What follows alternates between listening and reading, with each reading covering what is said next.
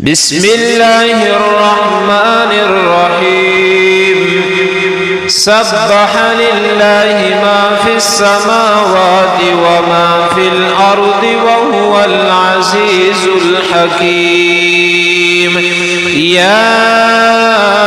أيها الذين آمنوا لم تقولون ما لا تفعلون كبر مقتا عند الله أن تقولوا ما لا تفعلون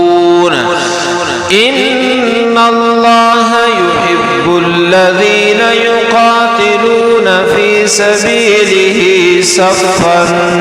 كأنهم بنيان مرصوص وإذ قال موسى لقومه يا قوم لم تؤذونني وقد تعلمون أني رسول الله إليكم فلما زاغوا وزاغ الله قلوبهم والله لا يهدي القوم الفاسقين وإذ قال عيسى ابن مريم يا بني إسرائيل إني رسول الله إليكم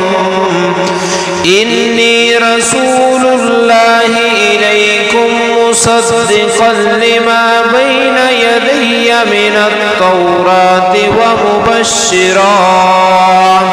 ومبشرا برسول يأتي من بعد اسمه أحمد فلما جاءهم بالبينات قالوا هذا سحر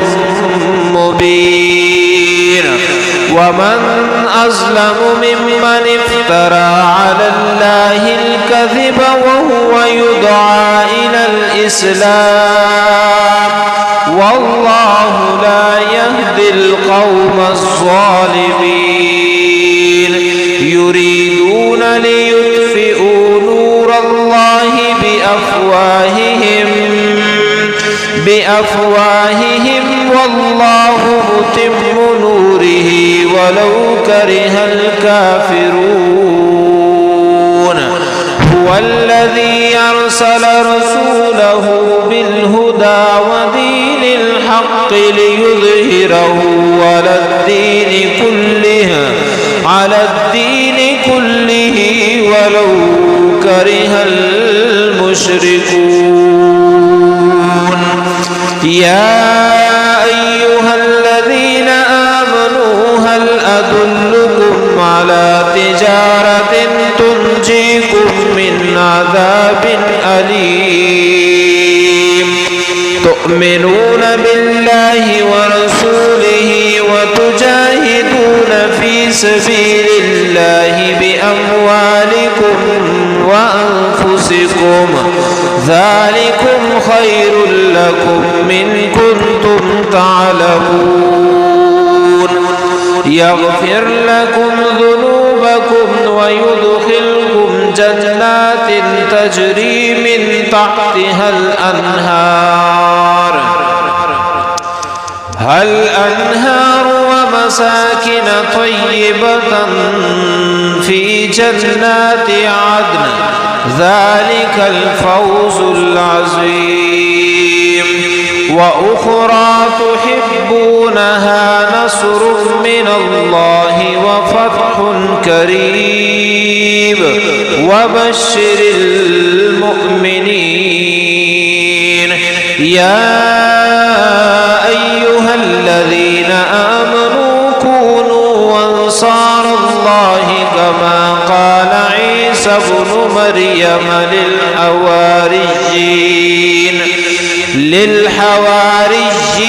من أنصاري إلى الله